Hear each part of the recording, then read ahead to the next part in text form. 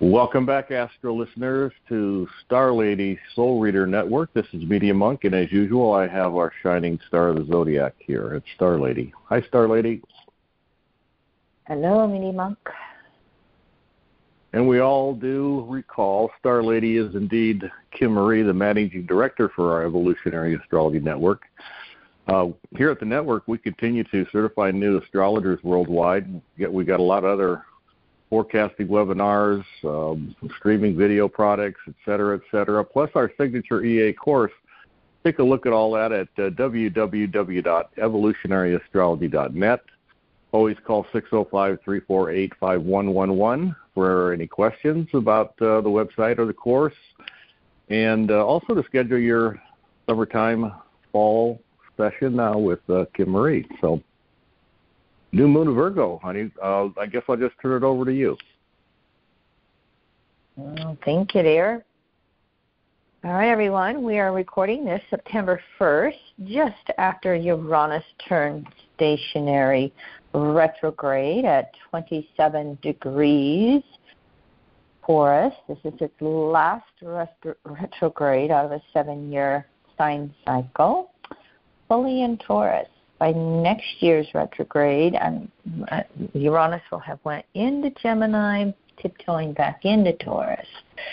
And so hopefully this finds you in not too much uproar, because Uranus stationary retrograde can be a little bit like Mars or Mercury retrograde. That can create some excitability and some upsets, and probably the intent of Uranus retrograde in Taurus is to really release, I'm going to say resource, to release, well, you can do both, what is no longer relevant in your material world.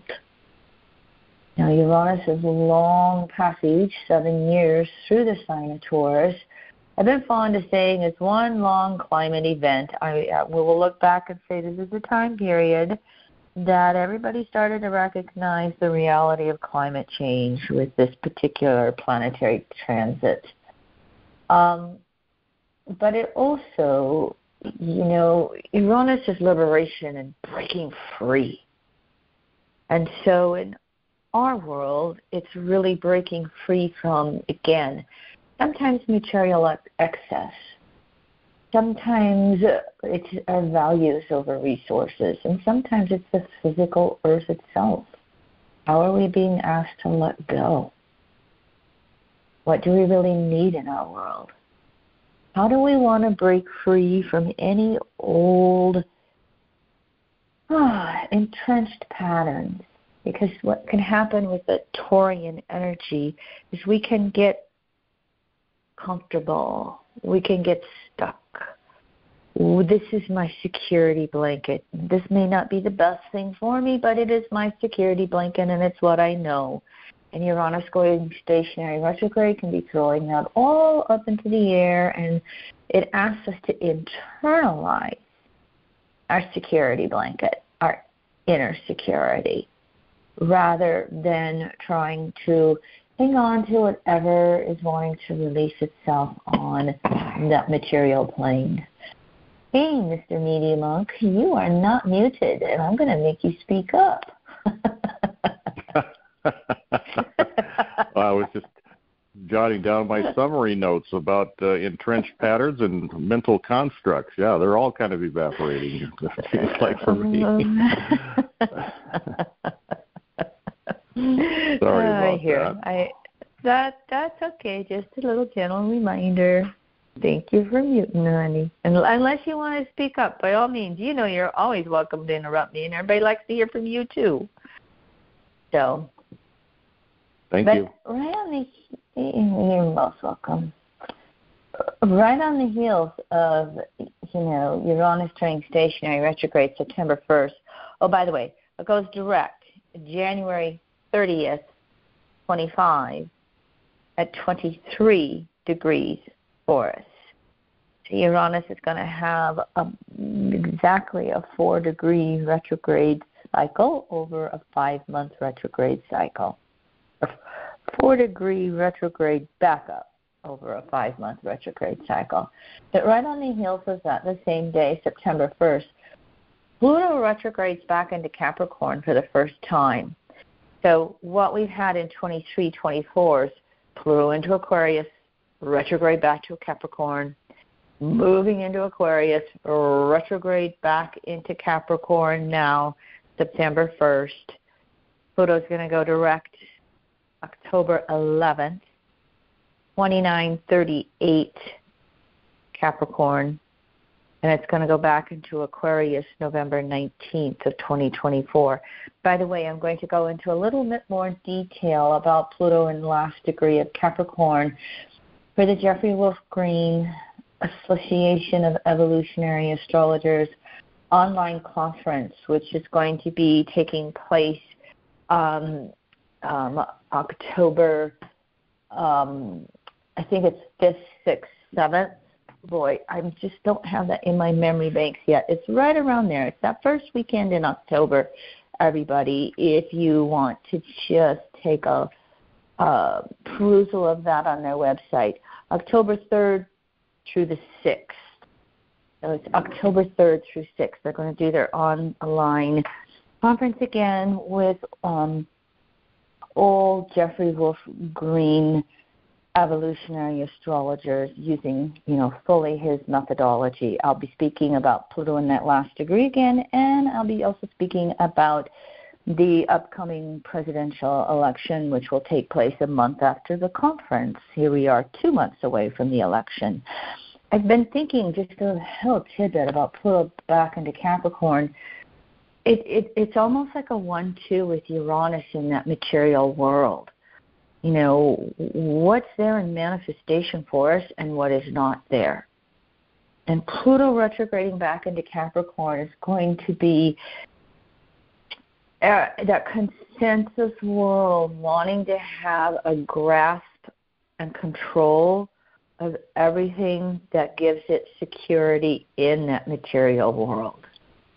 In other words, the quote-unquote plutocrats that just want to keep running everything like they did yesterday, and it's not going to work. Pluto's only going to go back into the last third of the last degree of Capricorn. So it's barely going to be there. We are still very much experiencing the movement of Pluto into Aquarius. So as it goes back into Capricorn for these last 2.5 months, and then it'll be 248 years, it'll finish up the last Capricorn cycle. So it'll be 230, 240 years before Pluto's in Capricorn again. So as it finishes up this last few minutes into Capricorn, how are you in charge of your world? What are you needing to throw off career-wise? What are you needing to throw off in the whole familial environment? The young adult, being the elderly parent, being the maturing adult of the elderly parent. What are the rite of passages that are changing for you right now in your familial world? What's being asked to be shed in the career world? Have you been one of those who, through Pluto's 15 years in Capricorn, didn't evolve your career with the signs of the times? Maybe it's time for a career change. Maybe it's time for a relationship change with your career.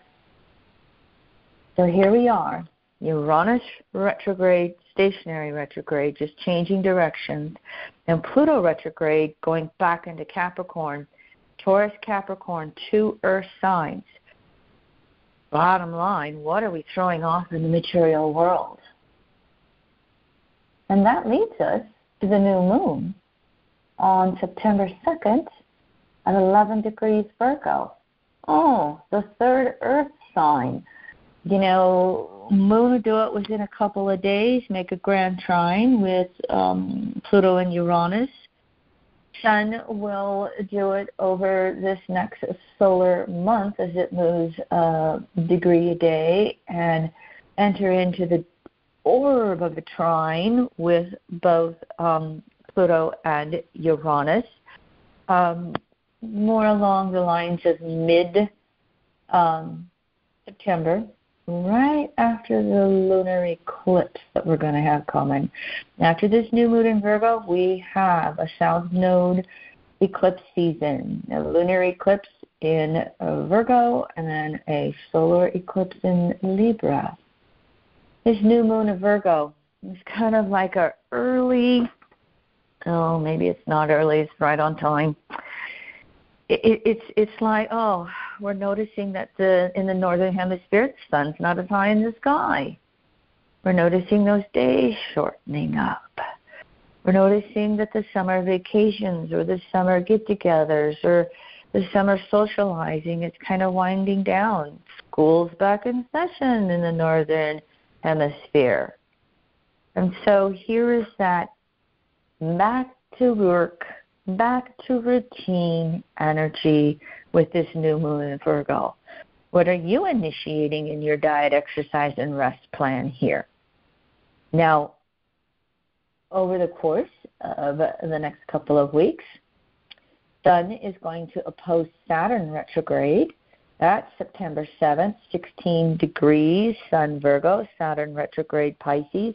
That's the aha moment of the Saturn retrograde cycle. Oh, Capricorn energy again. Where is my reality?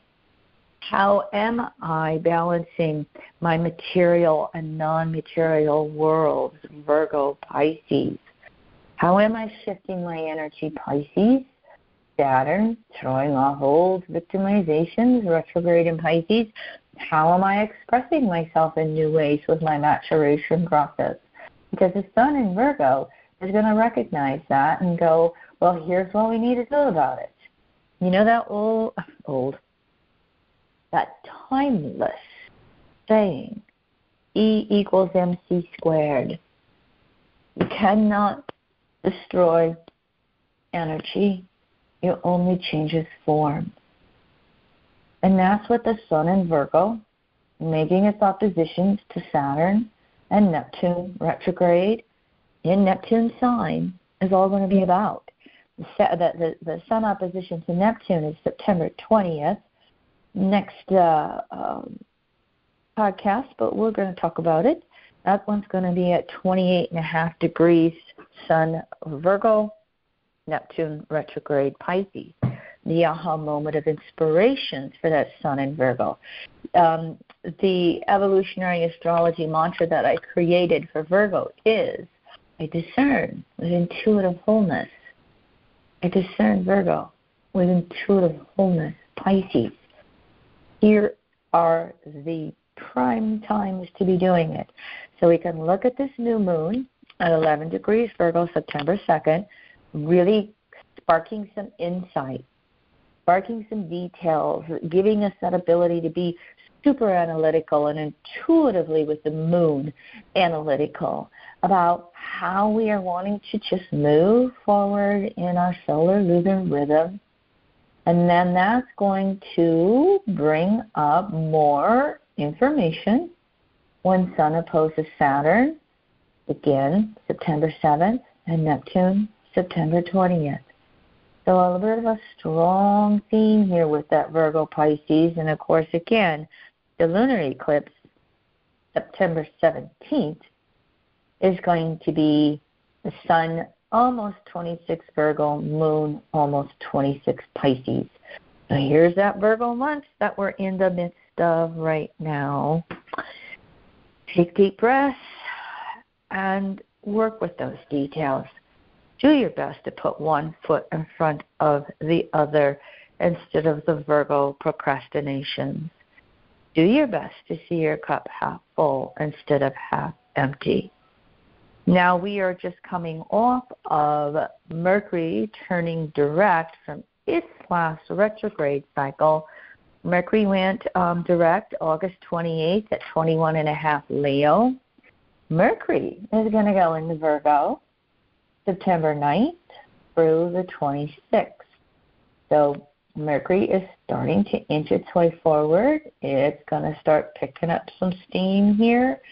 But it will, be in Virgo about 2.5 weeks.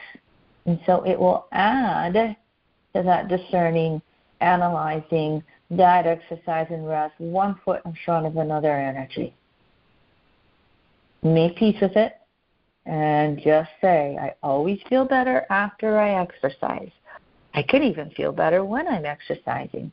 Okay, can I get myself off the couch and make that first effort to exercise? One foot in front of another, kind of our mantra for September. Mars on the new moon is actually going to make a first quarter square to Neptune, 29 degrees Mars Gemini, Neptune retrograde Pisces, making that a little bit of confusion. Do I do this? Do I do that? Do I do this? Do I do that? Well, again, Mars finishing up in Gemini, just make the effort. Just make an effort for change, however it is you are wanting to do it. Mars will go into Cancer September 4th through November 3rd. Mars is going to have a retrograde cycle here, December, January, February, in early Leo to mid-Cancer. And so it's starting to slow down. And I looked it up. Again, the first transit of Mars in Cancer, September 4th through November 3rd. I'll touch upon meaning in just a moment. But Mars going retrograde in Leo Cancer, Mars transit from the beginning of Cancer, 0 degrees, to the end of Leo, 30 degrees, is a 9-month cycle. Mars will not leave the sign of Leo after its retrograde until next June 17th. So again, Mars is going to be in 2 signs for 9 months during its retrograde cycle. That is 38% of its 2-year cycle. So almost 40% of Mars' transits over the next 9 months, 40% of its 2-year cycle over the next 9 months, 2 signs. So Mars in Cancer is square, its rulership of Aries. And Mars in Cancer can get quite sensitive and insecure. It brings up that, actions of Mars is 2 steps forward, 1 step back, 2 steps forward, 1 step back. But because it is that first quarter square by natural zodiac, crises in action, and it's Mars, and the fact that we're going from fire, Aries, to water, Cancer, it just can really emphasize security and insecurity. So Mars in Cancer can touch all of our insecurity buttons. How well can you go within and breathe deep and find your own sense of inner emotional peace? How well can you deepen that inner security? It's going to almost be working in tandem with that Uranus stationary retrograde in Taurus. So Mars in Cancer, how well can you honor how it feels, how you are doing emotionally? Again, Mars in Cancer, September 4th through November 3rd. How well can you honor your own emotions and act, Mars, in accordance with those emotions and how you feel? Now, Mars is going to retrograde back into Cancer in January, February. So whatever's going on for you in this time period this fall, these 2 months of Mars through Cancer, know that you're going to revisit it at the beginning of the year.